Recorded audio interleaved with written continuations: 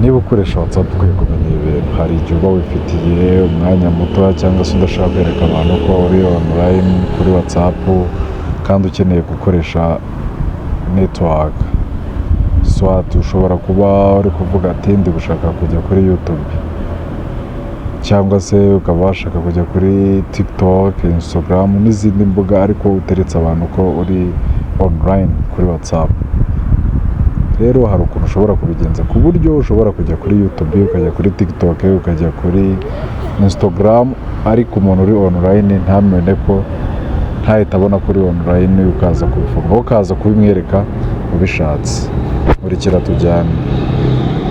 Bikorwa bite? Uraza kuri WhatsApp yawe, namara kuza kuri WhatsApp yawe ujye kuri storage and data. Numara kujya kuri storage data uraza ukande ahangaha handitse ngo proxy.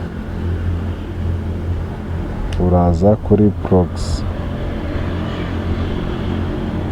uraza handitse ngo proxy, nangiza urabona ko hariho off, ukandeho. Numara gukandaho uraza ukore hano handitse ngo setup proxy.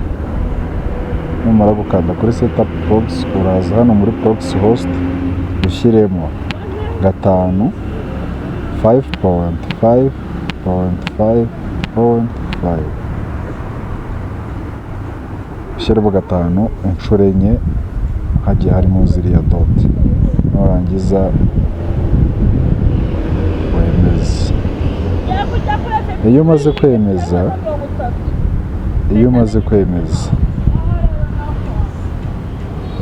kwemeza ikintu kiba gikurikiyeho ni iki.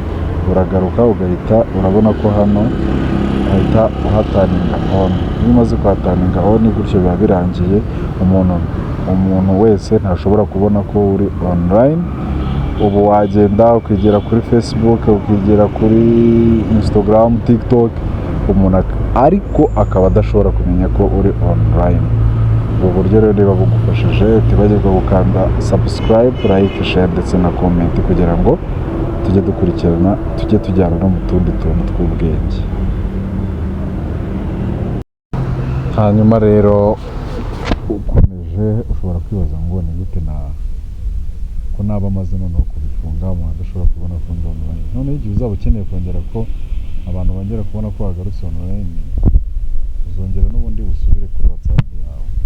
Numara gusubira kuri WhatsApp n'ubundi nta handi ni hahandi, uzaza ukande kuri twa tudomo twawe dutatu,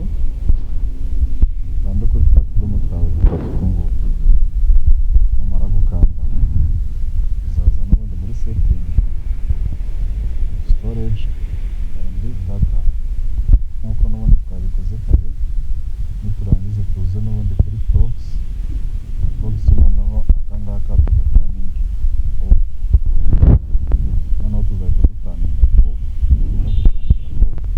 Ubu noneho urabona ko niba bireba neza hano barakwereka ko zabaye disconnect.